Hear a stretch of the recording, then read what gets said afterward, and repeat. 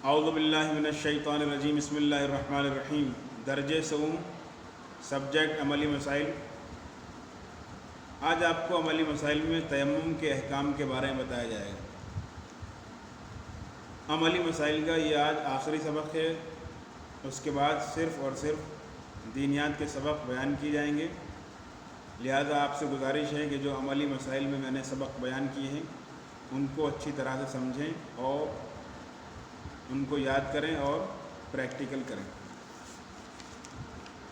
تیمم کے احکام کے بارے میں دینیات کی آخری سبق نمبر 42 میں تیمم کے احکام بیان کیے گئے ہیں، لہذا میں اسی سبق سے آپ کی خدمت میں تیمم کے احکام بیان کر رہا ہوں، اور جہاں پر وضاحت اور ڈیٹیل کی ضرورت ہوگی وہ میں بیان کروں گا۔ اگر پانی نہ مل سکتا ہو یا اس سے نقصان کا خطرہ ہو یا اس کا خریدنا حیثیت سے زیادہ ہو یا اس کے حاصل کرنے میں کوئی چوری ہو جانے کا اندیشہ ہو یا نماز کے وقت میں غسل اور وضو کی گنجائش نہ ہو، یعنی نماز کا وقت کم ہو، یا وضو کرنے کے بعد پیاس سے مرنے یا شدید تکلیف پہنچنے کا خطرہ ہو، یعنی یا مرنے کا خطرہ ہو یا جو ہے بہت نقصان پہنچ جائے گا، یعنی انسان اگر پانی نہیں پیے گا تو مرض کا شکار ہو سکتا ہے یا بہت زیادہ کمزوری آ سکتی ہے، تو وضو یا غسل کے بدلے تیمم کر کے نماز پڑھنا واجب ہے۔ یعنی ان حالات میں، ان صورتوں میں، ان کنڈیشن میں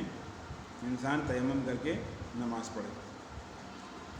تیمم مٹی یا پتھر پر کرے، اگر وہ نہ ہو تو گرد و غبار پر، اور اگر وہ بھی نہ ہو تو گیلی مٹی پر تیمم کرے۔ تیمم کرنے کا طریقہ جو آپ کو بتا دیا گیا تھا پہلے بھی، لیکن یہاں پر بھی بیان کر رہا ہوں۔ تیمم کرنے کا طریقہ یہ ہے کہ نیت کر کے زمین پر دونوں ہاتھ ماریں اور انہیں جھاڑ کر پوری پیشانی کا مسح اوپر سے نیچے کی طرف کریں۔ اس کے بعد بائیں کی ہتھیلی سے دائیں ہاتھ کی پشت کا اور دائیں ہاتھ کی ہتھیلی سے بائیں ہاتھ کی پشت کا مسح کریں۔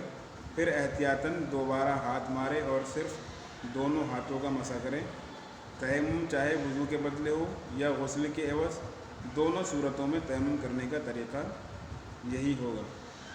حالانکہ یہ وضاحت طلب ہے اور ڈیٹیل کرنا ضروری ہے، لیکن اس سے پہلے آپ کو پریکٹیکلی طور پہ درجہ دوم بیان کر دیا گیا ہے۔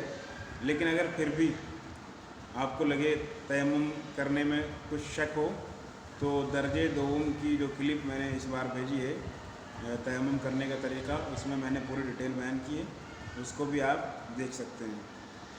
تیمم کو ہمیشہ آخری وقت میں کرنا چاہیے، یہ بہت اہم بات ہے۔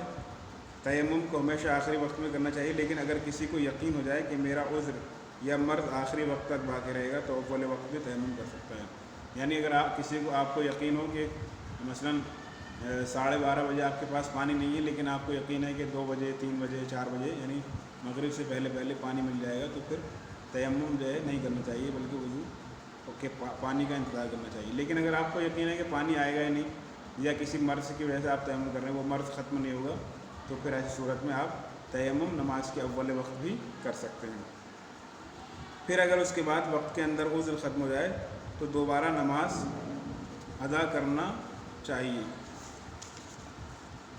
تیمم غسل کا مکمل بدل ہوتا ہے، لہذا اس سے نماز بھی پڑھی جا سکتی ہے اور مسجد میں بھی داخل ہو سکتے ہیں۔ یہ سوچنا کہ اس میں غسل کا لطف نہیں ہے، یعنی غسل کا مزہ نہیں ہے، یا اس سے دل نہیں بھرتا، یعنی بہت سے لوگ کہتے ہیں کہ اطمینان نہیں ہوتا، اسلام کے خلاف ہے، کیونکہ ہمیں اللہ کی بات ماننا ہے۔ اگر اللہ نے کہا کہ غسل کرو غسل کریں، اللہ نے کہا کہ وضو کرو وضو کریں، اور تیمم بھی اللہ کا ہی حکم ہے، کیونکہ بہت سارے لوگ سوچتے ہیں کہ تیمم سے دل مطمئن نہیں ہوتا، تو ہمیں دل مطمئن نہیں کرنا ہے بلکہ اللہ کے حکم کی اطاعت کرنی ہے۔